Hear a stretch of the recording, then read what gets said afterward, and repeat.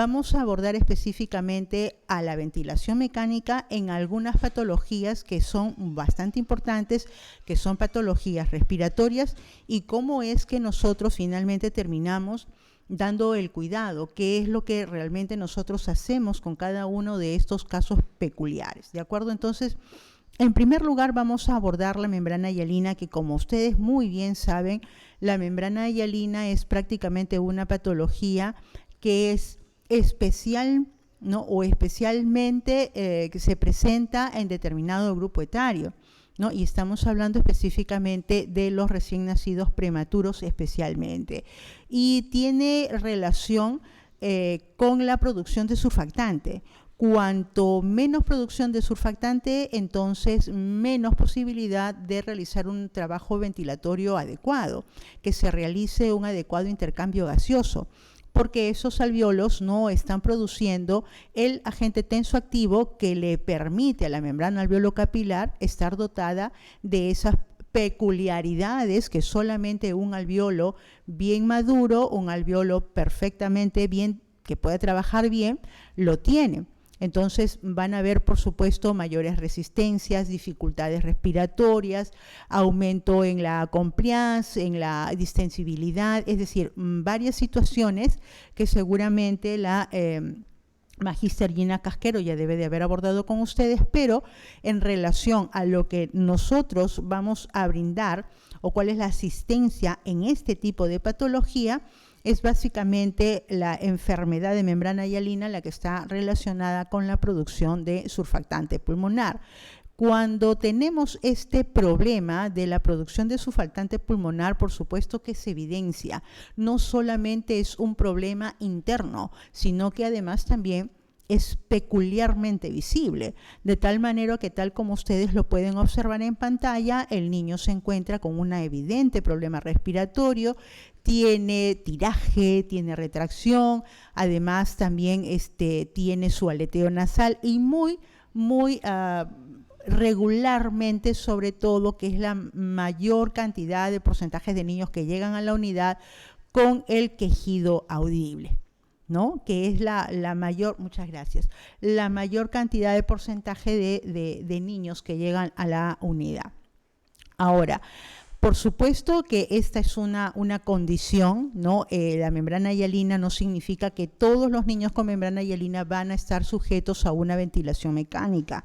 La condición particular es que tenga ciertas peculiaridades, ciertos resultados, cierta gasometría, pero además también que el niño tenga un esfuerzo respiratorio realmente tan grande que se agote, que no es posible considerar las demandas oxigenatorias del cuerpo suficiente con solamente hacer este pequeño esfuerzo respiratorio o gran esfuerzo respiratorio. La decisión finalmente de ponerlo en un ventilador mecánico o en uso de CIPAP va a depender básicamente de si el niño ventila o no y en qué condiciones está ventilando. La enfermedad de membrana hialina definitivamente es una de las enfermedades o las patologías de recién nacidos que tiene mayor impacto dentro de nuestras unidades. Si nosotros finalmente nos hacemos un recuerdo de cuáles son la mayor cantidad de patologías que tenemos en una unidad de cuidado intensivo neonatal, pues definitivamente tendremos que corresponde a las enfermedades respiratorias y de ellas especialmente la enfermedad de membrana hialina, porque el mayor porcentaje de niños que ocupan nuestras unidades son precisamente niños prematuros. La incidencia, por supuesto, que con el transcurrir del tiempo ha ido disminuyendo, y esto es porque conforme ha ido pasando el tiempo, los años, se han ido investigando, se han ido mejorando además también los tratamientos, no solamente posterior al nacimiento, sino además también en la parte preparatoria, en la etapa prenatal. Entonces ya se están considerando desde las 24 a 34 semanas de edad gestacional, si tuviera factores de riesgo para partos prematuros, entonces la administración prenatalmente de corticoides, que podrían ser betametasona o dexametasona. Si es la betametasona, usualmente la dosis que suele administrarse a la gestante entre estas edades gestacionales, es decir, de 24 a 34, estamos hablando de betametasona de 12 miligramos cada 12 horas por 2 dosis. ¿De acuerdo? Y en todo caso, si es la dexametasona, será de 6 miligramos cada 12 horas en 4 dosis. Bien, entonces ustedes pueden observar, la madre se hace su control prenatal y será necesario pues que, dadas las condiciones, dadas las peculiaridades de la gestante, del embarazo en sí mismo, se considerará o no la administración prenatalmente de los corticoides. En los recién nacidos, por supuesto, prematuros, hablamos de los prematuros, sí, tenemos estos niños que han nacido prematuramente, y ustedes recuerden que para la prematuridad además también hay rangos de prematuridad. No es lo mismo hablar de un niño de 24 o 28 semanas de edad gestacional que un recién nacido prematuro de 36, que está a pocos de ser un recién nacido a término, donde las condiciones de maduración evidentemente son completamente distintas del primer grupo que acabamos de mencionar, porque la producción de surfactante evidentemente es muchísimo menor. Entonces, recuerden ustedes que a partir de las 28 semanas de edad gestacional hay una producción incipiente de surfactante, pero es a partir de las 32, 34 semanas de edad gestacional en donde ya la producción se hace un poco mejor, pero por supuesto que la producción completamente eficiente va a ser posterior a las 34 semanas. Entonces, si yo tengo un niño que nace antes de esta edad gestacional, pues lógicamente conviene la administración exógena de surfactante. Y por supuesto va a depender de la parte médica decidir cuál será la forma en la administración. Puede ser el método Ensure, puede ser el método ELISA. Bueno, depende de específicamente qué es lo que el médico observe en respuesta a lo que el niño demande, es que se además también coloque este medicamento. Esta membrana hialina, y vean ustedes por acá, quiero que escuchen y quiero que observen. ¿Sí? ¿Ven? El niño no está haciendo una respiración y utiliza todos sus músculos respiratorios, ¿sí?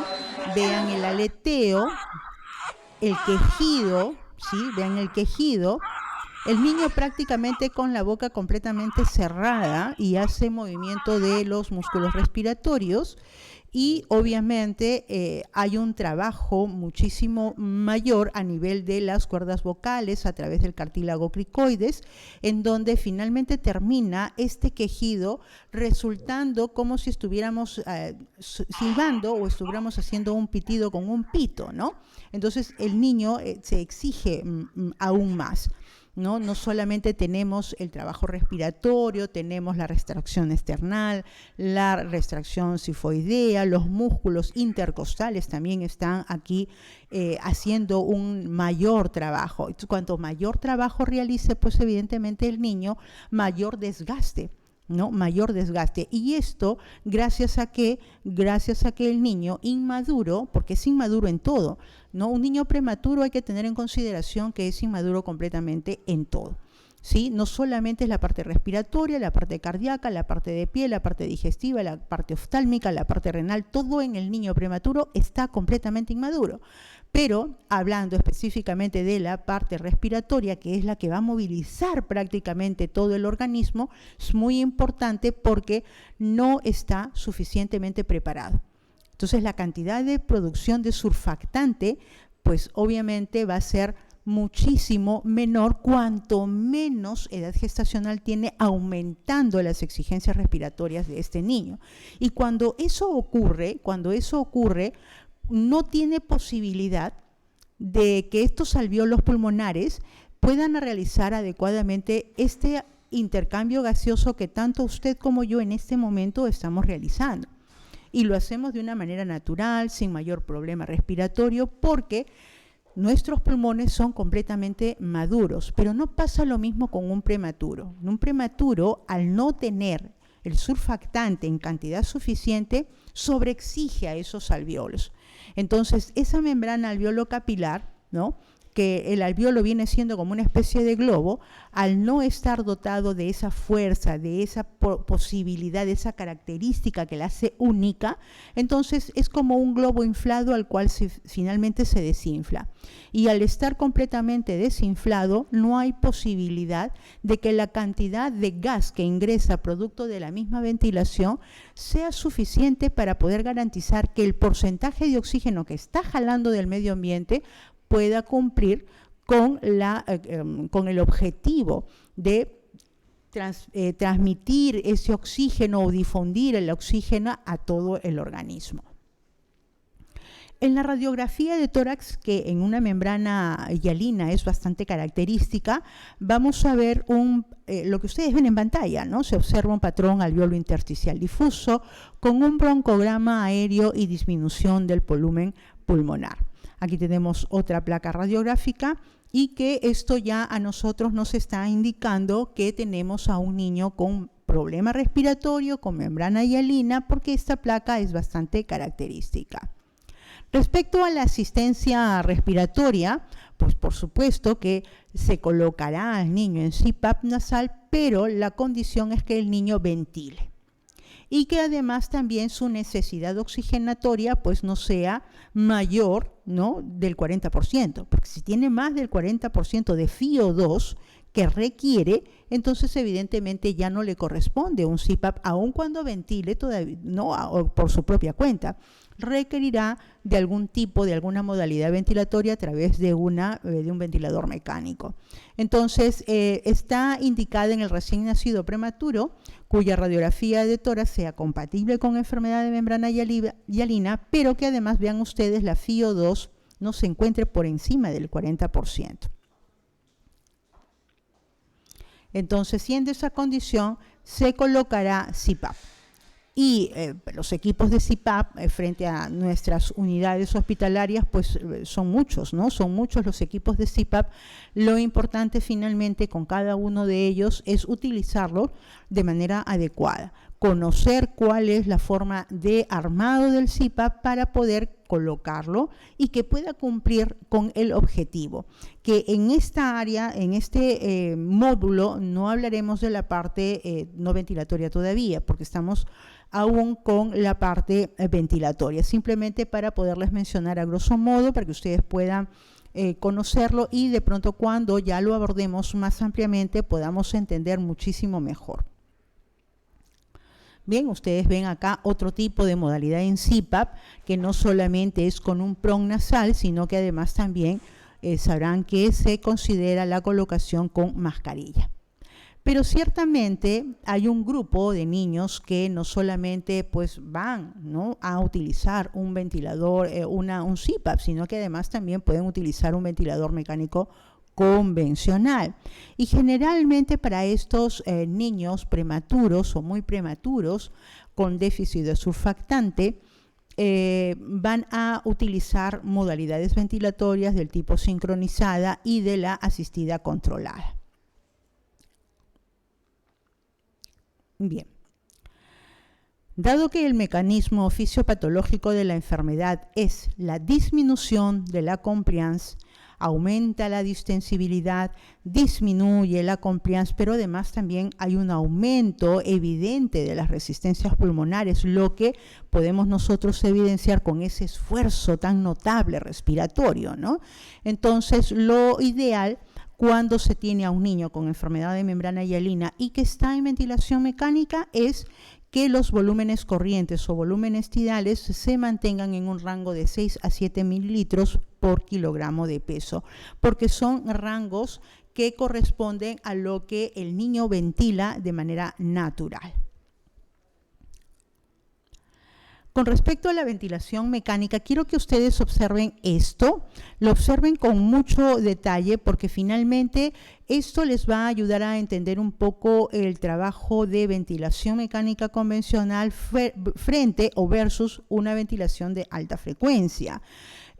Acá lo que estamos tratando es de ver cómo es el manejo en algunas situaciones, en algunas patologías especiales, y ya ven ustedes que para algunas determinadas patologías es cierto que vamos a requerir colocar al niño bajo un ventilador mecánico, pero la modalidad ventilatoria va a depender además también de la necesidad pulmonar y por supuesto hay una serie de elementos, no solamente es la propia patología, la respuesta clínica del bebé, sino además también los resultados laboratoriales.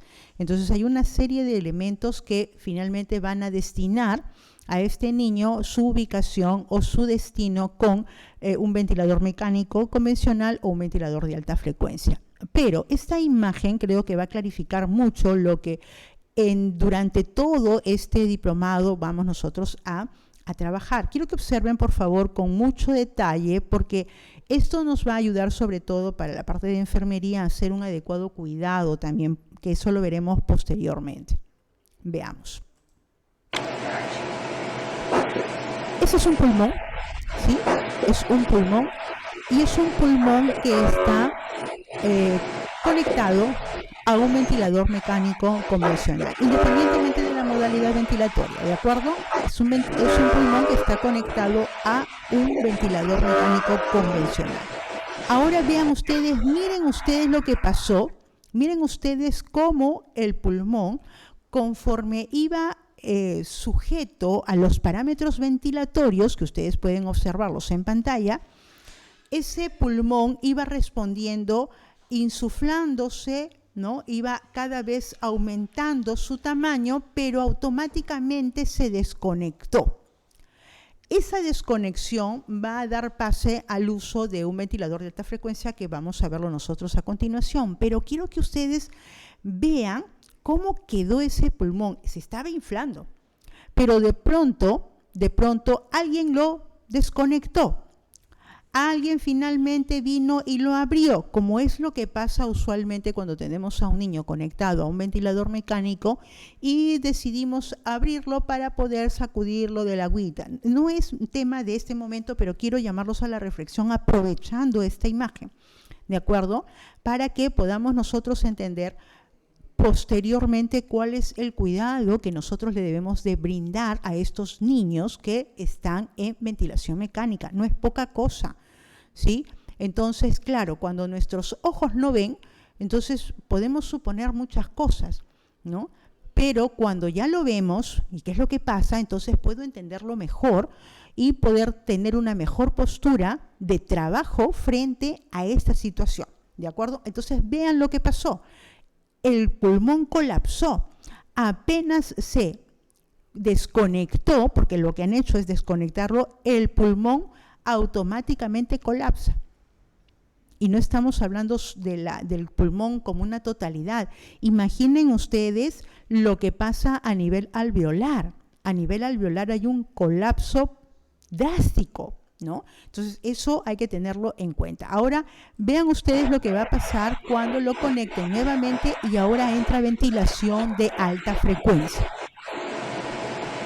Con la ventilación de alta frecuencia damos respiraciones que pueden llegar incluso, dependiendo de la cantidad de hertz programados, pueden llegar a ser hasta 1200, 1300 respiraciones por minuto, ¿no? Lo que respira un colibrí, ¿no? Entonces, vean ustedes cómo el pulmón va inflándose, va reclutándose progresivamente, porque evidentemente este es un simulador de pulmón, ¿no? Lo que no sucede usualmente con el pulmón del recién nacido, porque el reclutamiento se hace muy lentamente. Pueden tomar horas, ¿no? Para lograr reclutar completamente el pulmón. Entonces, acá le ha dado la vuelta para poder ver cómo finalmente termina reclutando todo ese pulmón, ¿no? Entonces, eso es con respecto a los versus que tenemos entre ventilación mecánica convencional y ventilación de alta frecuencia. ¿De acuerdo? Entonces podríamos nosotros utilizar frecuencias respiratorias, como repito, que pueden llegar a ser desde 150, que ya es bastante, porque la frecuencia respiratoria normal de un recién nacido oscila entre 40 a 60 respiraciones por minuto. Entonces ya hablar de 150 es una exageración, ¿verdad? Pero en respiraciones o en ventilaciones de alta frecuencia está contemplado tener respiraciones hasta esos niveles. Pero miren ustedes, no nos quedamos solamente en los 150, pueden llegar a ser 300, 500, hasta 1200 o 1300 respiraciones por minuto. Lo que va a ocasionar estos volúmenes o estas respiraciones tan menuditas, porque hace una respiración así, ¿no? Taca, taca, taca, taca, taca, taca, taca, respira tan rápidamente que lo que va a generar es un volumen circulante o un volumen corriente mínimo, pequeñito.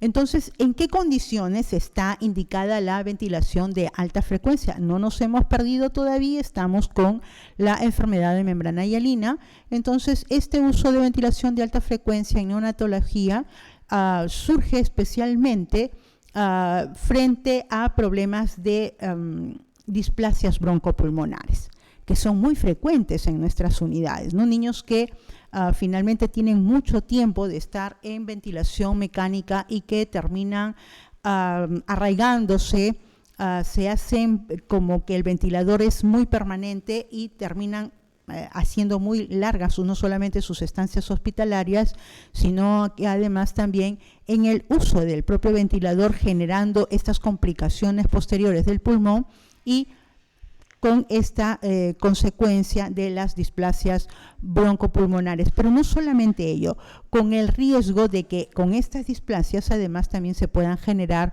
barotraumas o volutraumas, que lo veremos, ¿sí? Vemos nosotros acá esta placa radiográfica que corresponde a un neumotórax, que es un barotrauma, y los barotraumas están en relación a las presiones. Por esa razón es que tenemos que considerar en nuestros registros cuánto de presión tenemos de pico, de PEP, de presión media. Todos esos datos son sumamente importantes porque de eso nos permite hacer una secuencia, ¿no?, de seguimiento del caso del bebé.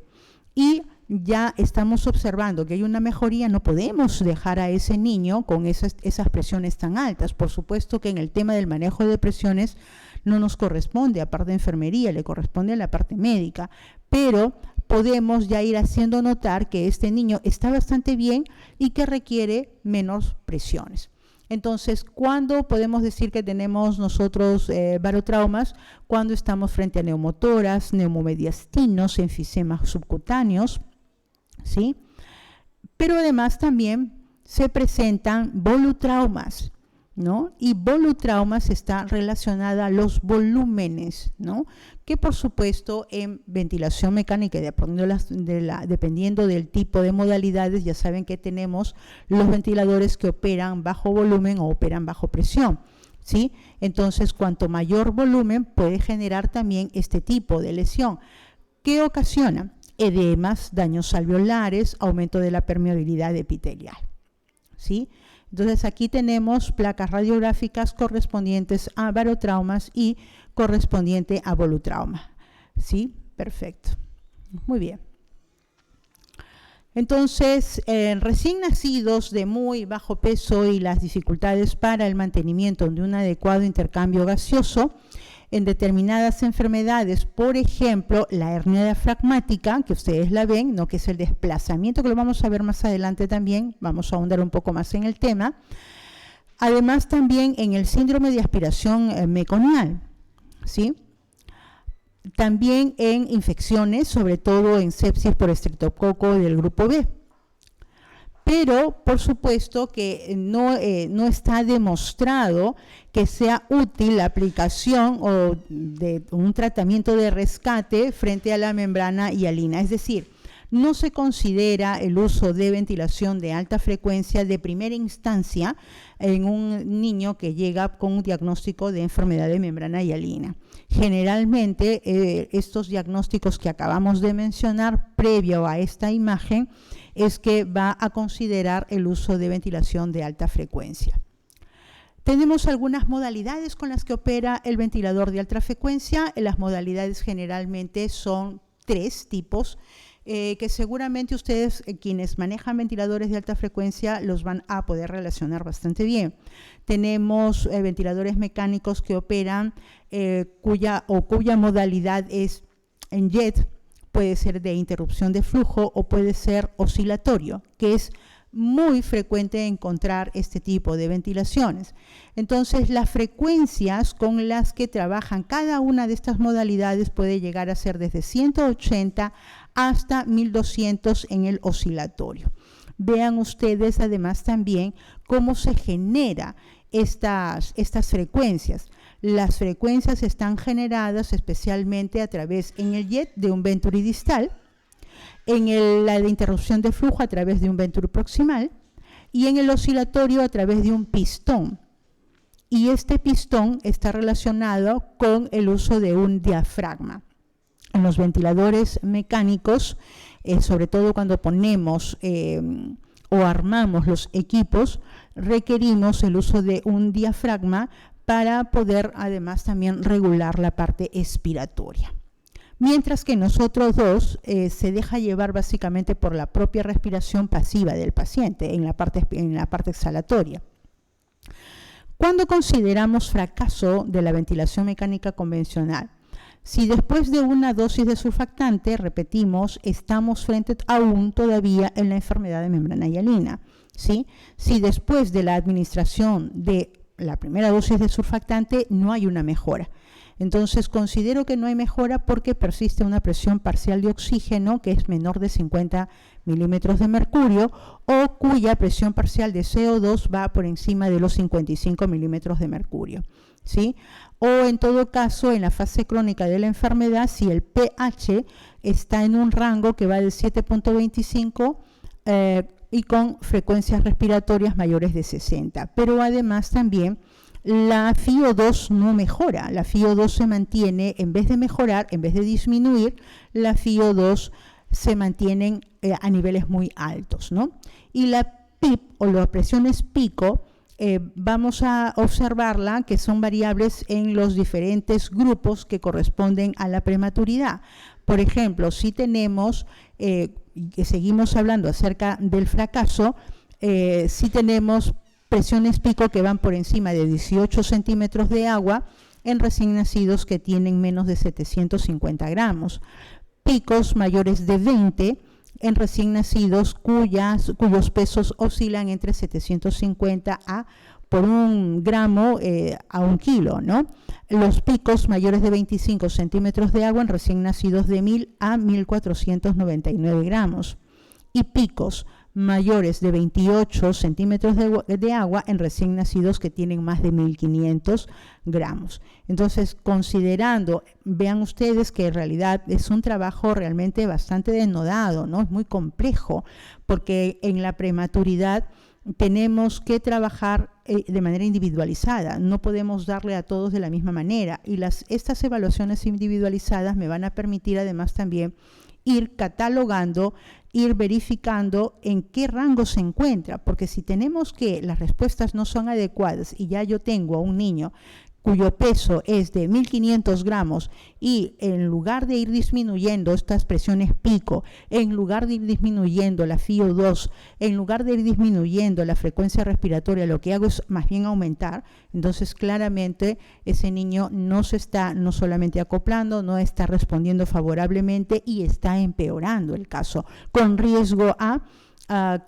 conducirlo hacia una displasia broncopulmonar. Entonces vean ustedes, acá tenemos las diferentes edades, acá teníamos al menos de 750 gramos, al de 750 a 999, que es un poquito más grande, de 1000 a 1499 gramos y los mayores de 1500 gramos. Respecto al enfisema intersticial que precise picos superiores a los definidos para el fracaso de ventilación mecánica convencional, el enfisema intersticial difuso grave plantea el uso de una ventilación de alta frecuencia sin tener en cuenta, por supuesto, los criterios de picos máxima. En relación al neumotórax que mantenga una fístula activa más de 12 horas tras presiones negativas o que éstas estén asociadas a neumopericardio o neumoperitoneo. Respecto a la hipertensión pulmonar persistente con fracaso de la ventilación mecánica convencional independiente de la indicación de óxido nítrico inhalado. En la hernia diafragmática congénita grave que precise picos mayores de 25 centímetros de agua. ¿Cuáles serán los objetivos? Los objetivos de trabajo en una ventilación mecánica, ya sea sobre todo hablando específicamente de una convencional o específicamente aún más en una de alta frecuencia, es que en los niños que son mayores de 32 semanas de edad gestacional, cuyos pesos sean mayores además también a 1.500 gramos, mantengan estos estándares.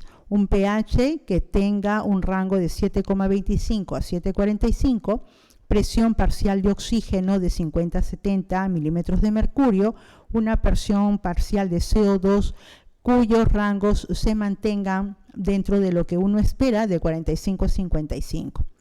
Pero si la edad gestacional es menor de 32 semanas o menor de 1.500 gramos, entonces vamos a tener discretas variaciones, tampoco no son muy exageradas, pero tendremos un pH de 7,30 a 7,45, la presión parcial de oxígeno de 50 a 60, la presión parcial de CO2 de 45 a 55 milímetros de mercurio. ¿Será necesario sedar al paciente que está en ventilación de alta frecuencia? Yo creo que sí, ¿verdad? Porque recuerden ustedes que es una ventilación que es muy menuda, muy rápida, y si el paciente no está sedado no se va a dejar llevar por las presiones que se están dejando, que se están colocando en el ventilador, el paciente no se va a beneficiar.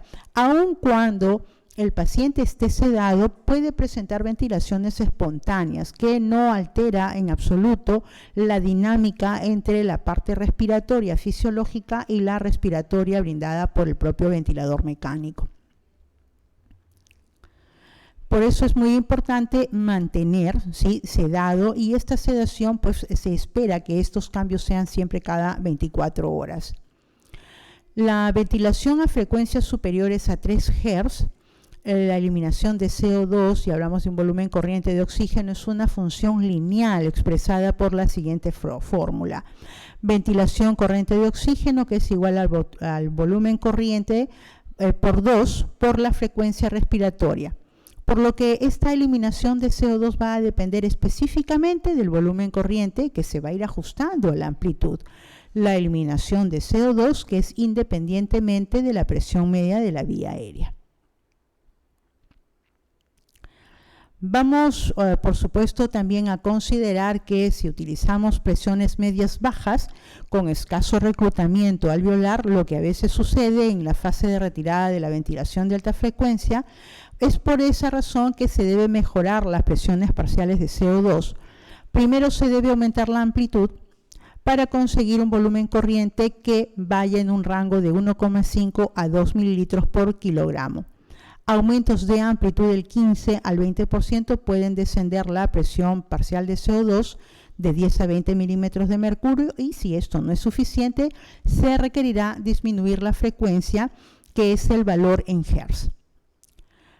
En relación a la retirada de la ventilación de alta frecuencia va a estar en torno a la mejoría clínica, lo que es observable. Las respuestas además también gasométricas, los laboratoriales, los controles radiográficos, todo ello pues suma. Y cuanto observemos mejoría, pues ya se estará considerando en un destete. La salida, por supuesto, de ventilación de alta frecuencia, y eso lo veremos más adelante con la propuesta de algunas preguntas que también son parte del examen que normalmente se da para aprobar cada uno de los módulos.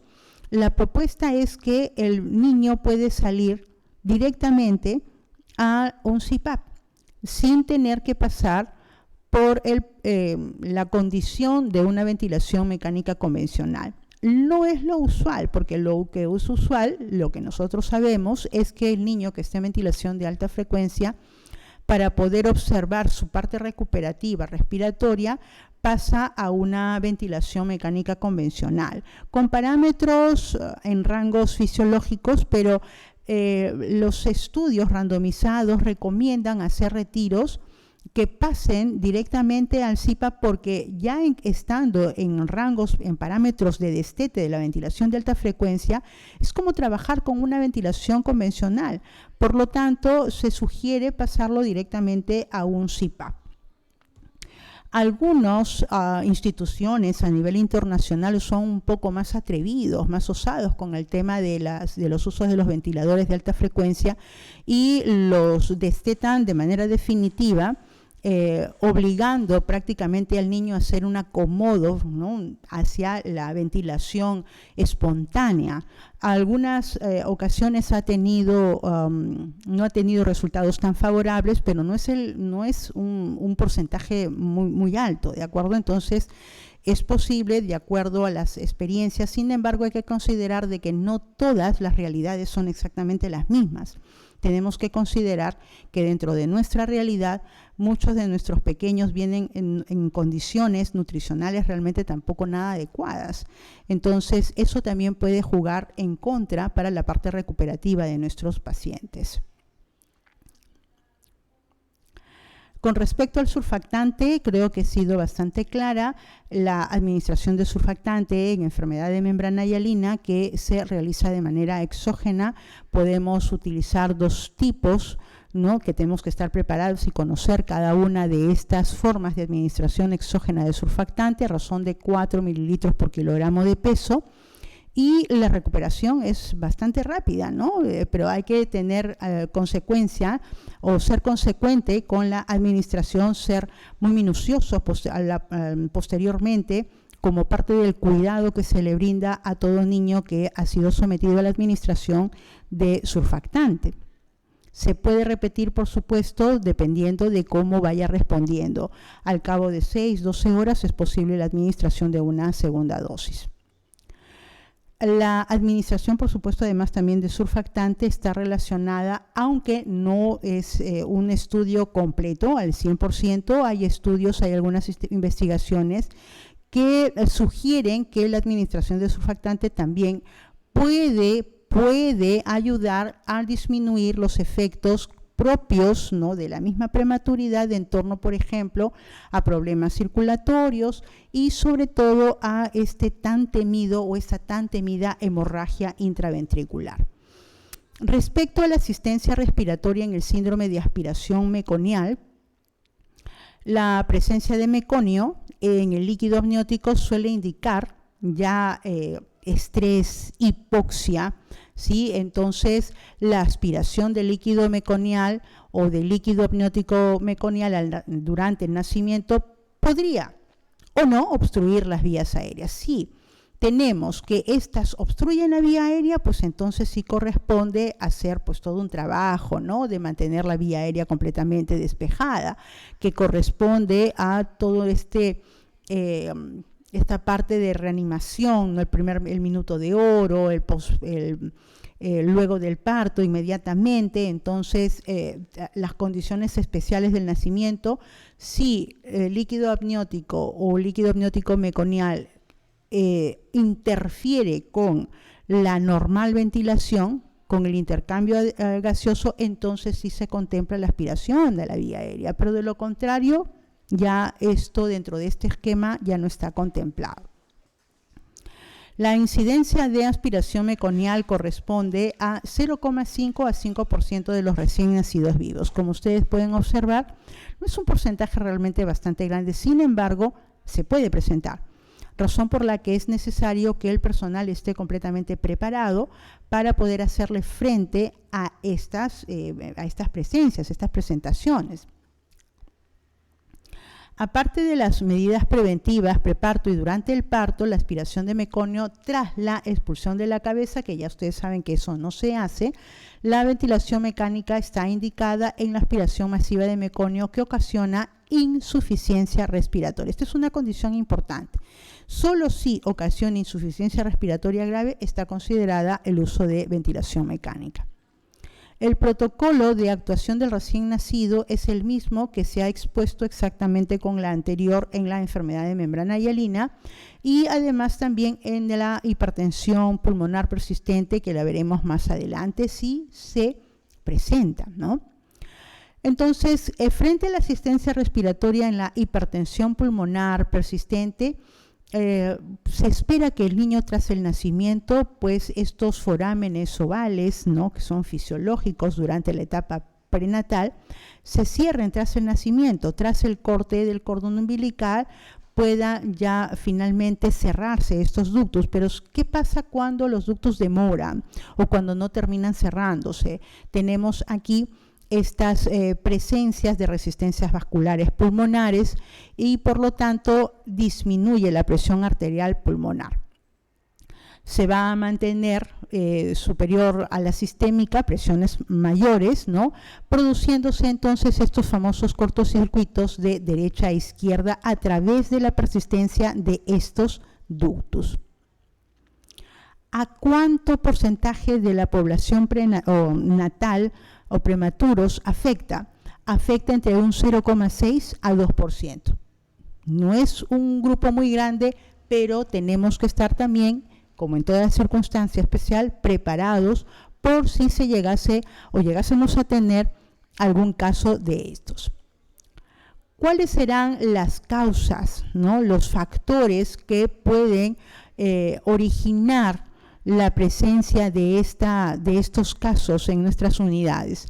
Tenemos algunos factores funcionales. Por ejemplo, tendremos la hipotermia, tendremos, por ejemplo, además también la hipoglicemia. La asfixia perinatal también es una condición importante, así como la neumonía, por ejemplo. El síndrome de aspiración meconial también puede originar estas persistencias, ¿no? El síndrome de hiperviscosidad, por ejemplo, los pacientes policitémicos, ¿no? La hipoxia o la acidosis graves podrían llegar a producir vasoconstrucción pulmonar mediante la liberación de estos agentes vasoactivos locales.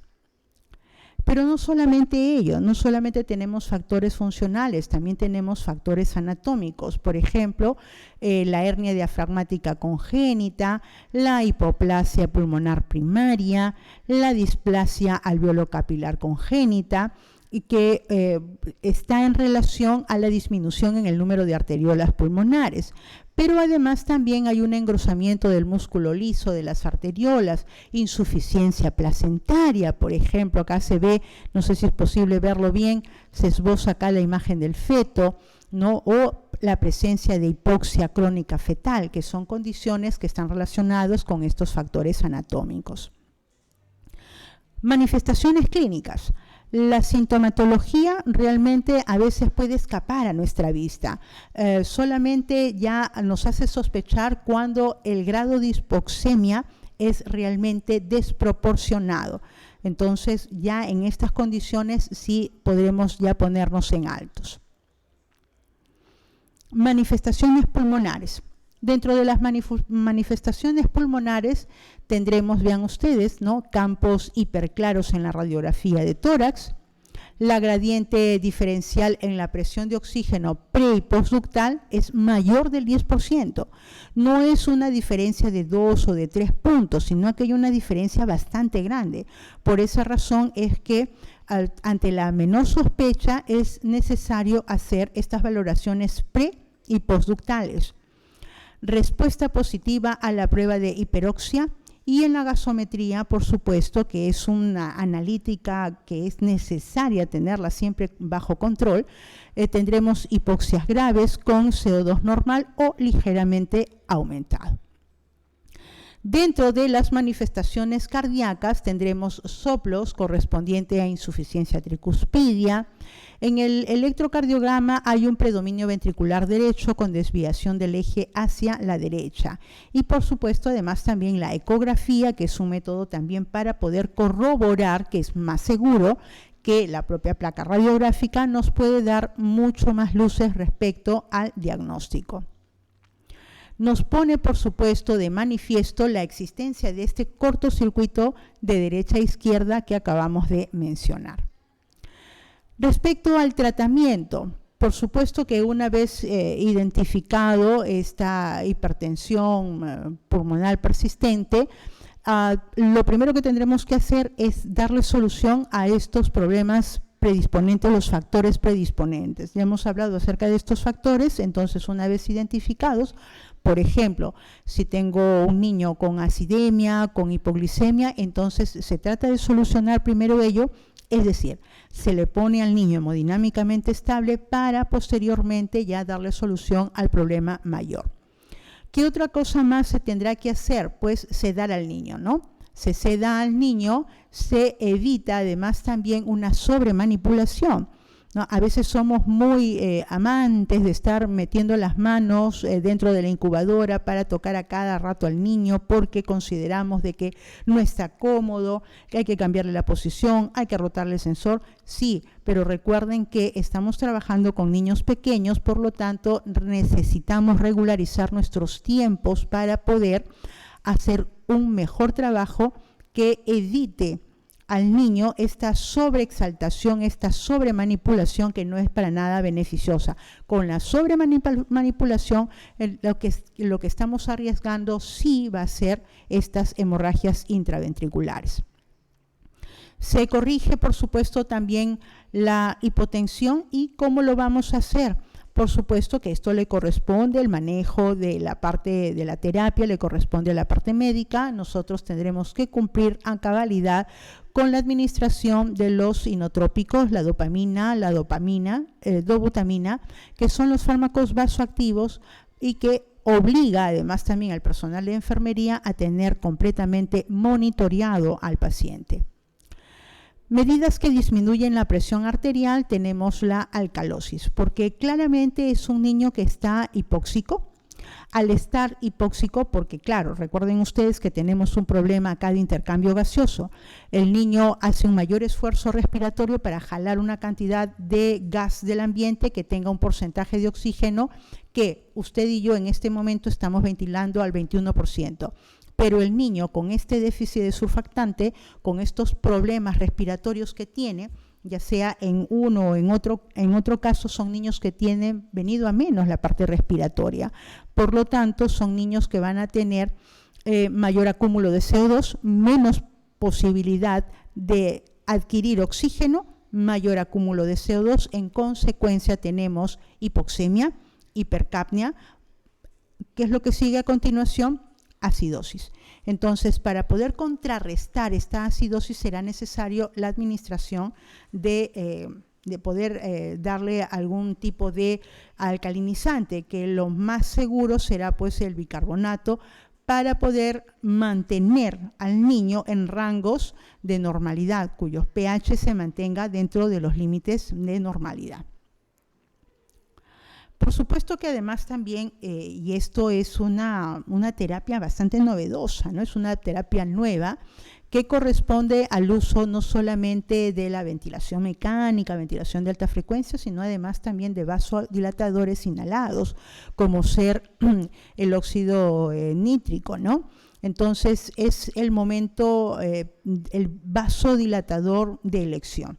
¿Sí? Sobre todo si tenemos algunas características importantes, ¿no? Que requiera realmente el niño que esté en ventilación de alta frecuencia el uso, porque no es posible mantener a estos bebés en rangos adecuados de pH, tratar de ponerlos lo más estable posible, porque mantienen acidosis tales que será necesario mantenerlos con estos vasodilatadores inhalados. Pero además también tendremos vasodilatadores intravenosos, ¿sí? Como la prostaciclina y el nitroprusiato. Respecto a la ventilación asistida, tendremos la ventilación mecánica convencional, pero además también la ventilación de alta frecuencia también está considerada, donde esta ventilación de alta frecuencia permite disminuir el barotrauma y consigue, por supuesto, un rescate pulmonar de hasta un 40%. La administración de surfactante en este tipo de casos, ¿no? permite rescatar ciertamente con un porcentaje de 30 a 40% a los niños que tienen criterios para ser considerados en ECMO, cuando realmente se considera, porque además también hay otro tipo de patologías que lo sugiere, entonces es posible la administración de surfactante. Con respecto a la asistencia respiratoria en la hernia diafragmática, que ya saben ustedes que con la hernia diafragmática tenemos, ¿no?, esta desviación, ¿no? Sale un porcentaje de las vísceras a través de toda esta caja torácica y desplaza prácticamente todo el pulmón, inclusive puede llegar a desplazar el corazón.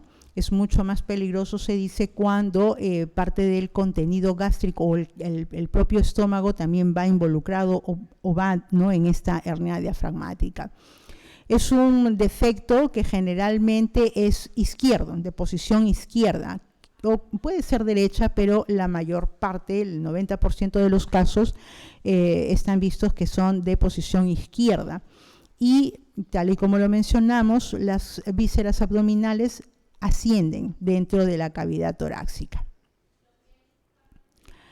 La reducción hipoplásica y el número de bronquios, bronquiolos y alvéolos se traduce, por supuesto, en una disminución, además también del trabajo respiratorio, ¿no?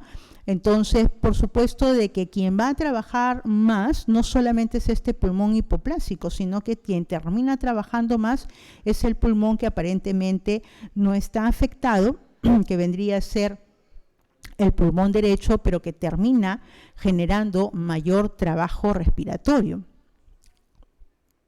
La incidencia, la presentación de este tipo de casos va entre 0,1 a 1 por 1000. Ven ustedes que en realidad no es muy frecuente, pero quienes de nosotros no hemos llegado a tener un caso de este tipo, ¿no? Y en un 40-50% se asocian, por supuesto, a otro tipo de malformaciones. Cuando consideramos que hay mal pronóstico, cuando tenemos un caso, ¿no?, de estos, ¿no?, una hernia diafragmática se considera de mal pronóstico cuando previamente se considera o hemos tenido como antecedentes polidapnios, que la edad gestacional es menor de 25 semanas en el momento en que se ha diagnosticado, la inclusión del estómago dentro del tórax, además también se considera también como un dato que es de muy mal pronóstico. Además, la masa del ventrículo izquierdo es menor a 2 gramos por kilogramo. Presencia de cardiopatía o cromosopatía, es decir, ya hay algún otro tipo de patologías que pueden estar asociadas, tampoco no es un dato no favorable.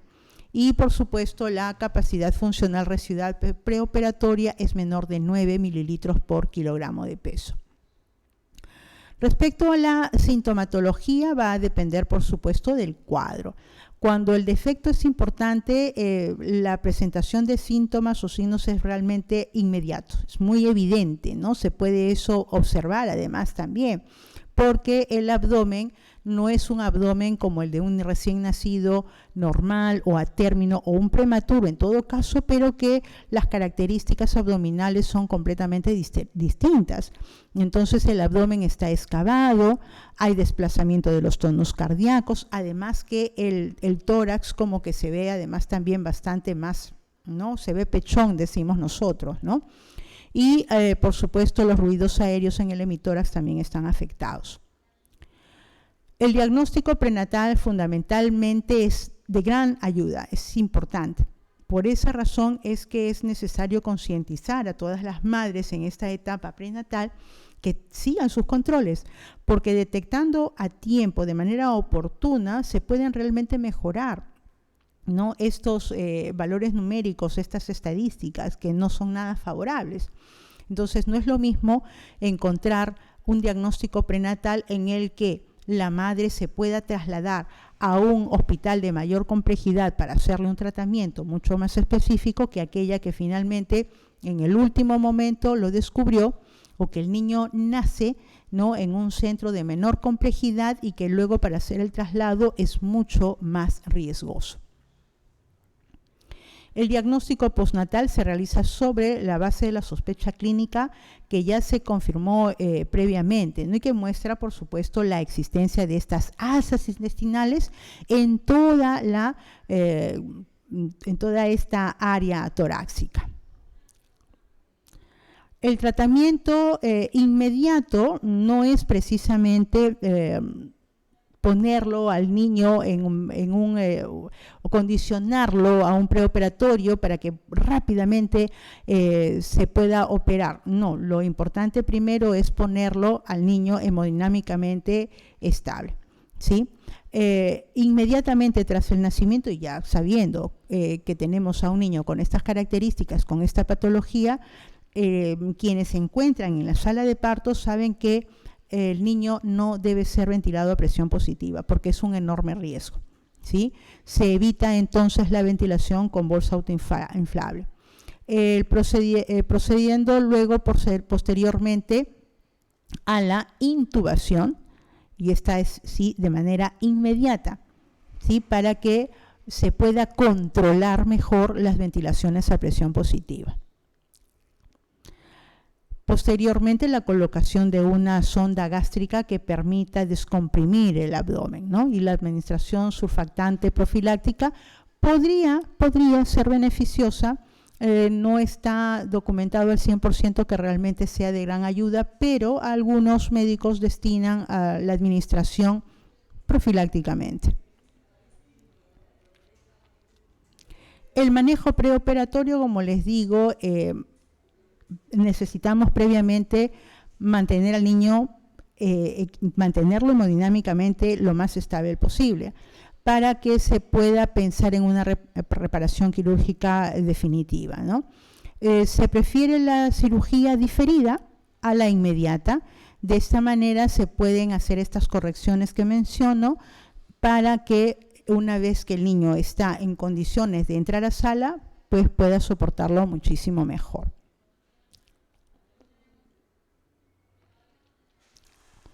Y si fuese el caso, pues por supuesto también el traslado correspondiente. El manejo respiratorio, puesto que el cuadro respiratorio es de hipertensión pulmonar, el manejo será el de esta entidad como hipertensión, con el objetivo básicamente de mantener o conseguir que las saturaciones se mantengan entre 85 a 90%, con picos menores de 30 milímetros de mercurio.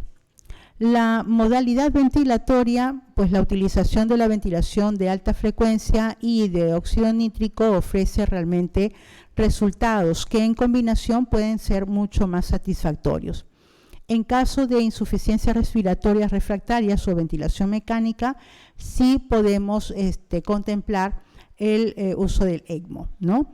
Pero hay algunas instituciones que no lo manejan, entonces va a depender, por supuesto, de la habilidad del neonatólogo que tenga el caso.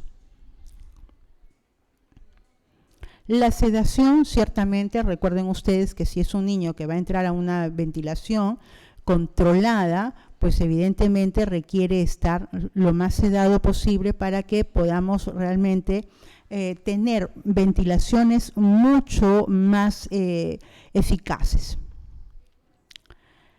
Vean ustedes, esta corresponde a una imagen de parte de la unidad donde yo trabajo. Acá tenemos a un niño que está en ventilación de alta frecuencia y en uso de óxido nítrico, ¿no? En realidad esta es una imagen que me gusta mucho porque cuando yo ingresé a trabajar a la unidad de cuidado intensivo neonatal hace 25 años atrás, era impensable ver una cosa de esta naturaleza, ¿no? Correspondían a otro tipo de ventiladores, otro tipo de incubadoras. Entonces, en 25 años, ¿cuánto hemos mejorado? Y seguramente que muchas de ustedes que tienen más tiempo trabajando o menos tiempo, las que tienen menos tiempo ya corresponden a un avance tecnológico completamente diferente, ¿no?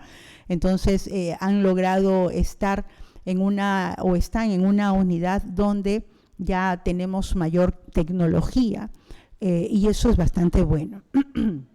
Entonces, con este desarrollo, con estos años de desarrollo tecnológico, pues ha permitido a estos niños que con menos peso y que hoy día sobreviven, antes no sobrevivían. hoy en día les demos una mejor posibilidad, pero lo que se desea además también es que no solamente generemos posibilidades de vida, sino que además también generemos mejores estándares, mejores calidades, ¿no? Que la vida no solamente sea vida porque es vida, sino que la calidad también sea parte importante, un auxiliar dentro de la palabra, ¿no? Y podamos generar todo ello.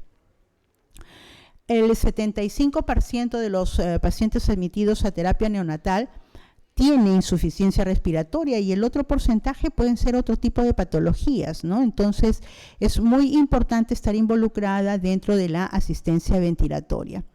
La ventilación mecánica es un procedimiento que ciertamente nosotros muy bien sabemos que es un procedimiento invasivo, que tiene muchísimos riesgos y estos riesgos tenemos nosotros que prevenirlos, controlarlos. Ciertamente, si yo sé de que trabajo en una unidad de cuidado intensivo donde voy a trabajar con ventiladores, con niños prematuros, con incubadoras sofisticadas, yo requiero ser responsable de la vida de esta criatura y sobre todo identificar con mucha anticipación estos factores que puedan condicionar al niño a largas estancias hospitalarias cuando de repente no es necesario si hacemos un buen manejo del ventilador. La frecuencia de las complicaciones de la ventilación mecánica son variables, pueden variar desde un 15 a un 25% y pueden haber muchas complicaciones. Las complicaciones pueden deberse en primer lugar propiamente a la intubación, a la vía aérea artificial, a la presión positiva pulmonar administrada, a la toxicidad del oxígeno, a una infección secundaria o a otro tipo de infecciones.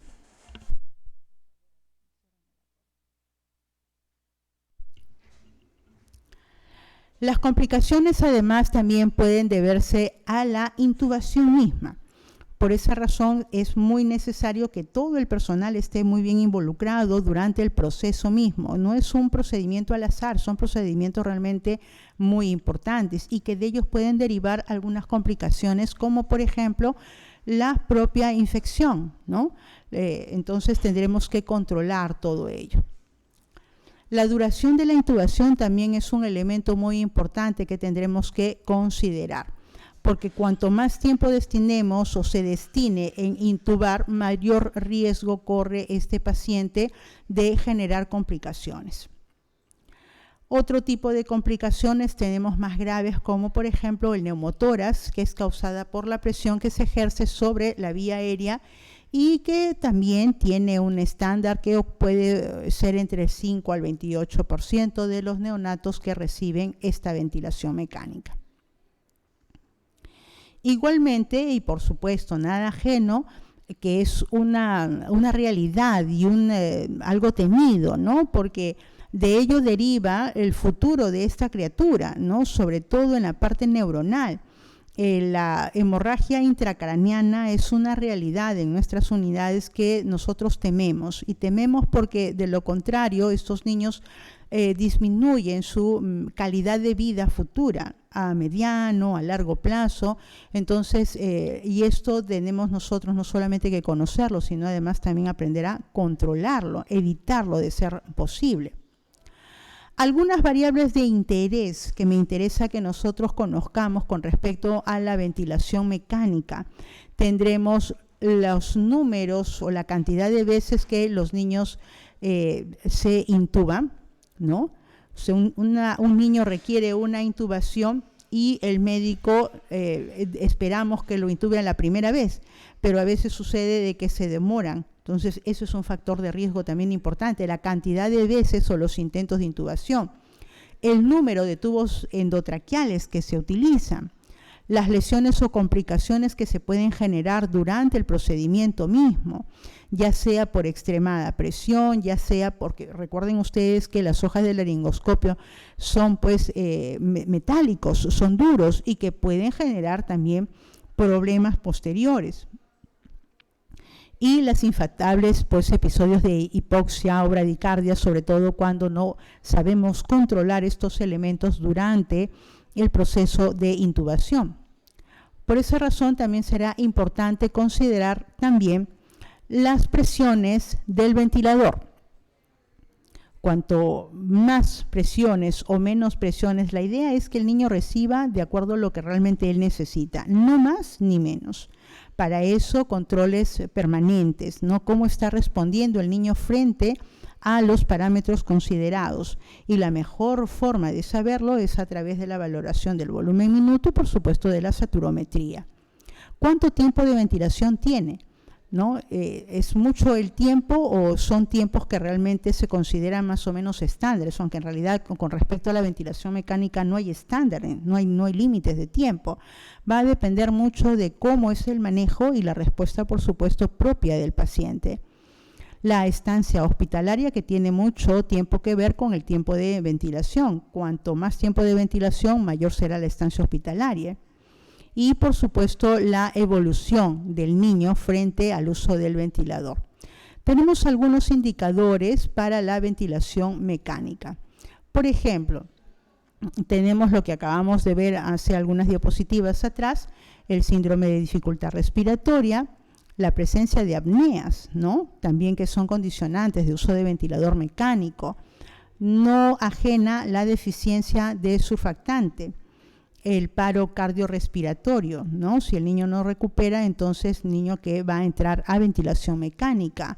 El síndrome de aspiración de meconio, siempre que esta condición interfiera con la ventilación o con el adecuado intercambio gaseoso.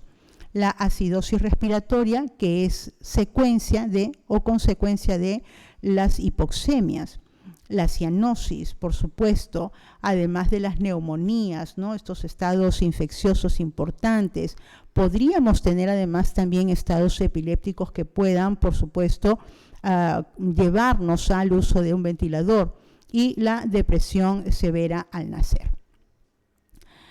Se hizo un trabajo de investigación en relación a cuáles son las complicaciones más frecuentes que se ven en algunas unidades de cuidado crítico neonatal, sobre todo hablando de salud, y encontramos que esta es la lista, ¿sí? De las complicaciones más frecuentes, en orden de aparición, ¿no? O sea, de acuerdo al estudio, cómo es que se presentan, tendremos las atelectasias, ¿sí? Las extubaciones accidentales, que en realidad el término extubación accidental realmente no deberíamos nosotros ni considerar el término. Extubación es extubación y no es accidental, porque es básicamente por trabajo de enfermería o por una mala práctica de enfermería, no hay un seguimiento adecuado. Entonces, estas extubaciones accidentales en realidad es por una mala acción, un mal desenvolvimiento, un mal desempeño, llámese si que ustedes desean, ¿no? Del personal de enfermería que no está atento, porque estas no deben presentarse bajo ninguna circunstancia. Las displasias broncopulmonares, la hipoxia durante la intubación, las neumonías nosocomiales, entre otras, ustedes ahí tienen la lista, son las complicaciones más frecuentes. Les he mencionado las 4 primeras o las 5 primeras, luego tenemos, por supuesto, también la hemorragia intracraneal como complicación, ¿no? Como complicación de estas intubaciones o de estos uso de ventilaciones. Vean ustedes aquí otro cuadro con respecto a los intentos de intubación, donde la categoría viene a ser el número de intentos, ¿no? O sea, categoría 1, 2, 3, 4, 5, es la cantidad de intentos de intubación. Y, por supuesto, tenemos aquí una mayor cantidad, ¿no? Por ejemplo, tenemos 10 intentos, ¿no? Imagínense la cantidad de intentos en un solo paciente. Entonces, esto nos llama poderosamente la atención porque tenemos que mejorar nuestros, no solamente tiempos, sino el trabajo en equipo y el involucramiento que tenemos como parte asistencial para evitar que se generen mayor complicaciones producto de no saber intubar, producto de no saber qué hacer, producto de que no se coloca adecuadamente el tubo endotraqueal o no tenemos la línea de oxígeno a tiempo, a la mano, es decir, lo que le corresponde a cada quien debemos de realizarlo en la justa medida. Algunas variables asociadas a la hemorragia intracraneana tendremos y que muchas de ellas ustedes van a ir observando porque estas variables se van a ir repitiendo entre una y otra. Tenemos, por ejemplo, la edad gestacional, el peso al nacer, la edad extrauterina a la intubación, porque cuanto menos edad gestacional, por supuesto, hay mayor riesgo, ¿no? Estamos hablando de la hemorragia intracraneal, entonces, menor edad gestacional, mayor riesgo. Y si tiene realmente menor edad gestacional, por supuesto que estamos hablando de la edad extrauterina, además también que se va a ir asociando al uso de este ventilador. El número de tubos endotraqueales, los días de ventilación, los números de intentos, los números de tubos, los días de ventilación mecánica, ¿no? Acá tenemos a una bebé que ya tiene como 3 meses en la unidad de cuidado intensivo neonatal, ¿no?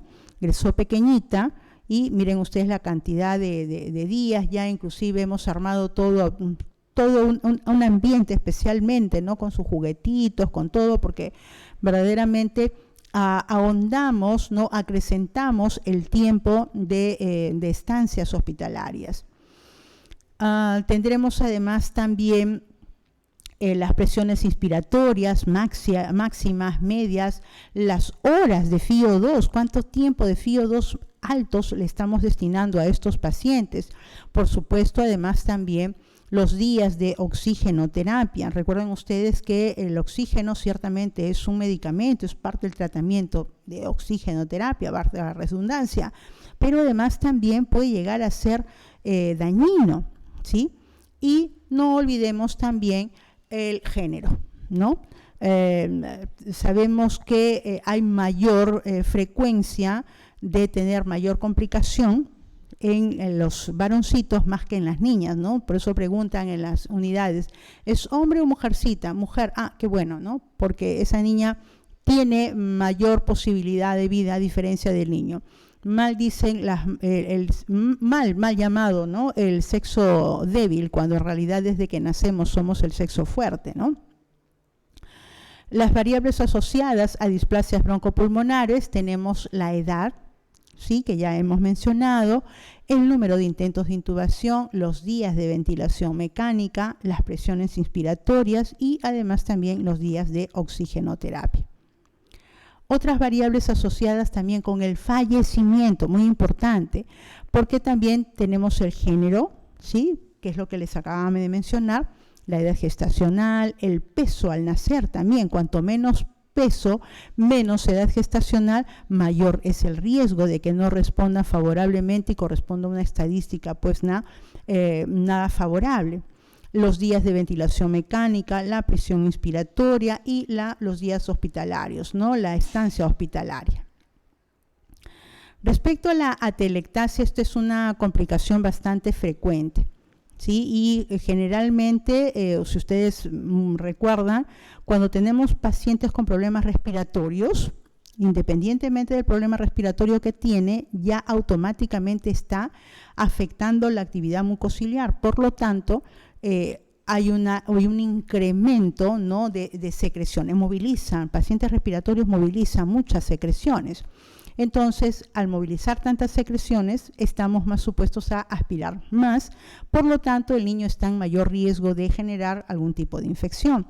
Entonces, por supuesto que tendremos que aspirar estas secreciones que aparecen en la vía aérea porque deseamos que se genere un adecuado intercambio gaseoso y la presencia de secreciones entorpece este trabajo. Promedios de FiO2 mayores de 0.8 y más días de oxigenoterapia van a conllevar, por supuesto, también a mayor riesgo de atelectasias. Indica toxicidad de la mucosa. Por lo tanto, necesitaremos higiene pulmonar, fisioterapia, que es lo que nosotros hemos aprendido en la primera unidad, ¿sí? Recuerden ustedes la aspiración lenta prolongada, el drenaje autógeno asistido, que nos puede servir ahora que vamos ya a entrar de lleno a la parte ventilatoria. La hipoxia es una complicación de la intubación, ¿sí?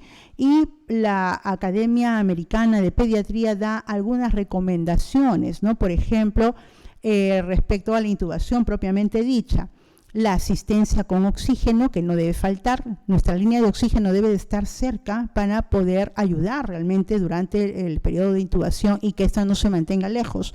No se contempla hacer una intubación si no tengo yo una línea de oxígeno que esté con un Neopaf, que esté con un ventilador a presión positiva, una bolsa autoinflable.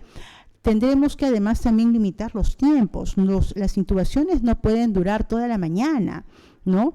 No porque sea un hospital docente significa que el residente va a estar dale que dale y extendemos, ¿no? Primero vaya a hacer su práctica con los simuladores que corresponde y posteriormente ya se les da la posibilidad de que haga estas maniobras con los pacientes reales. Pero si termina demorando, ¿sí? No es para nada favorable, porque recuerden que estamos con un procedimiento altamente invasivo y que es muy doloroso y que está generando grados de hipoxia que pueden realmente jugarnos en contra posteriormente. La neumonía nosocomial relacionada con la ventilación mecánica, el problema reside básicamente en las barreras naturales, porque la neumonía es básicamente una infección. Entonces, cuando nosotros estamos frente a estas intubaciones o el uso de ventilación mecánica, entonces hay una vía aérea artificial que, por supuesto, es potencialmente infecciosa, ¿no? Entonces tendremos que cuidar todos los elementos que tienen relación con el manejo de la vía aérea y la administración de la misma por uso de el tubo endotraqueal o el uso del ventilador mecánico. Generalmente los niños más pequeños siempre suelen ser los más susceptibles, precisamente por la prematuridad, por el extremo bajo peso, por el extremo edad gestacional mínima. Entonces, recuerden ustedes lo que les decía al inicio, niños prematuros son niños que son muy inmaduros, no están realmente dotados, ¿no?, de lo que sí tiene estas características que tiene un recién nacido a término. Por lo tanto, habrá que tener mayor cuidado con estos niños, porque realmente sí lo requiere.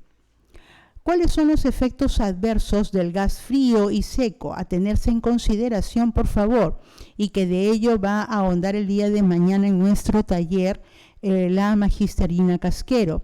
Tendremos la sequedad de la mucosa, empeora la actividad ciliar, ¿sí? Vean ustedes aquí los cilios, ¿no? Los cilios es completamente natural, lo tenemos todos, ¿no? Y estos cilios se van movilizando mientras nosotros vamos ventilando y lo que hace es mejorar el flujo del aire hacia las vías respiratorias más internas o las vías respiratorias bajas, pero además también purifica, elimina elementos pues no nocivos, elementos que no son puros y que puedan afectar el trabajo pulmonar.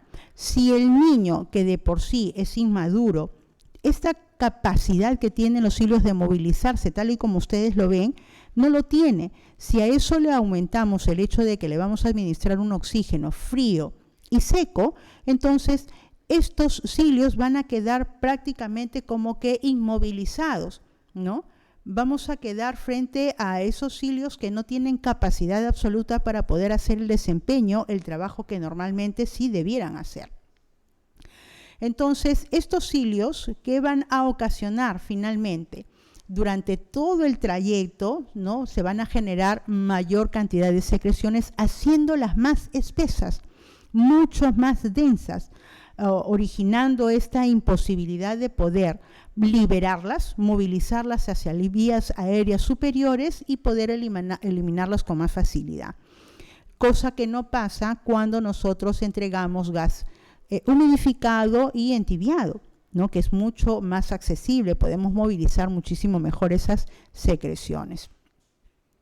Vean ustedes lo que hacen, ¿no? Cuál es el trabajo que realizan estos cilios. Y al tener esta imposibilidad, entonces, ¿qué es lo que va a terminar ocasionando? Un aumento, ¿no? en los riesgos de infecciones. Bien, entonces me quiero permitir, por favor, inmediatamente pasar con el segundo tema para poderles dar algunos minutos posteriormente si es que hubiera alguna pregunta. ¿Podemos pasar, Luis Ángel, por favor, con el segundo temario? ¿Sí?